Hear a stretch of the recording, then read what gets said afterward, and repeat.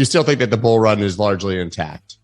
Yeah, I think it's structurally still intact. But, December was, I'm told it was going to be soft from the institutional money. They want to cash out and book their profits. And a lot of the guys that want to redeploy, I'm hearing that that's kind of the January story. So, and also we've got the tax sell-off regime right now. So these sort of news and narrative fundamentally weak for December. But, if we're looking over the next 6 months, structurally, it's pretty strong. And, what gives me confidence about that is that there's really a lot of coins that have been moved to long-term holders who have held their coins for 5 months or more. And so they're at maximum accumulation. They're slowly divesting as they do, as the price runs up and they take some profits. But predominantly, the coins are with the long-term holders. Bear markets don't usually start until the long-term holders are divested in the short-term holder sort of category, where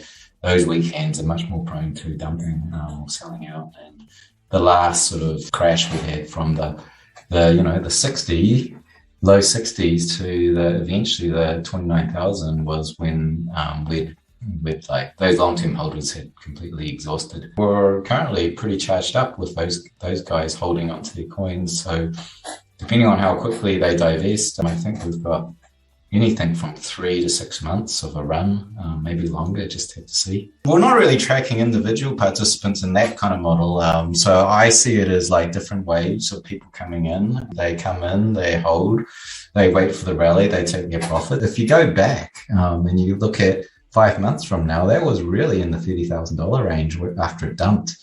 And those guys, held up to now and they're divesting and taking their profits. And it was very similar the last sort of 5 months. So these alternating cycles where new people come in, they get the run, they sell, and then people buy into the rallies and they experience the dump sometimes, and then it's showing. It's the guys that dumped at the 60,000 when we went down to 29 back in May. These kind of people that were accumulating, and then they completely dumped out, and now with more of the forensics metrics, the supply shocks, where we can actually see the different categories of holders. A whole lot of, strong-handed accumulators were lost. And then they sort of popped up in the speculative swing trade sort of metrics. So I think what's happened is a lot of the smart, well-backed money, whether they're hedge funds or family offices, buy the $10,000 range and into 20,000, sold at the 60, and they reaccumulated as it was coming down from the 40s to the 30s. Seems like sophisticated swing traders now that are playing the market. So it's looking quite different from what we saw in 2017 and the cycles before. It's quite interesting, this whole cycle. Never seen anything like this before. What do you think accounts for the fact that it's changed so much? Is it because the market's becoming more efficient, or we're getting more sophisticated players, right? Perhaps before the whales were, young traders who had just gotten rich in the early 2010s. And now we're getting, institutional guys with complicated algorithms that are taking tools from other markets and coming in. I mean, is that part of the institutional wave? If you were to look back in the deep history of geological Bitcoin time, really the early guys, the techos, the guys that mined it, and then, we had the Silk Road and so forth. We had the libertarians. The very early smart money, I think, came in 2016, 17 when it started to, Bitcoin articles popped up around the Winklevoss ETF in 2017, and saw a lot of that kind of cohort come in. And then we had the derivatives come in with the BitMEX invention of the perpetual swap. And by, I'd say, 2019, 2020, we had the infrastructure here for institutionals. And we're really deep into this, where we've got family offices, we've got large hedge funds, mutual funds, now sovereign wealth sort of coming in, like El Salvador's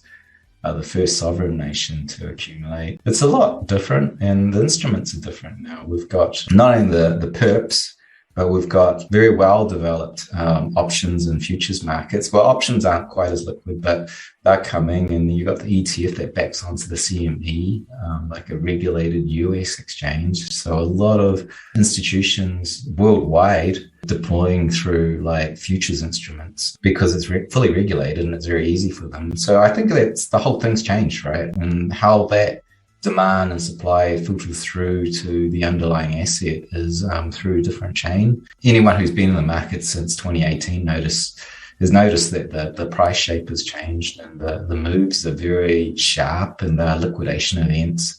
And that's a signature of, futures being dominant. And so it's a very different kind of environment now. And yeah, it's much more complex. Yeah, I think a part of the, what you might call excitement is the majority of the volume is unregulated. And so there's all sorts of fun trader tactics to shove the price around, which, aren't that kind of outlawed in regulated exchanges. We see in Bitcoin a lot is some of the large players, putting up buy walls, sell walls, kind of shepherding the price around, which is a lot harder to do in a regulated environment. It is particularly volatile because large whales are out there to take you out. They're looking at where retail's positioned and they're going, well, they're vulnerable, let's take them out. That's the game that's creating this volatility. And on the other side of that, you've got this crazy amount of inefficiency that's built up as the price wicks thousands of dollars over a minute. And, that opens a lot of spreads that can be closed by arbitrage plays.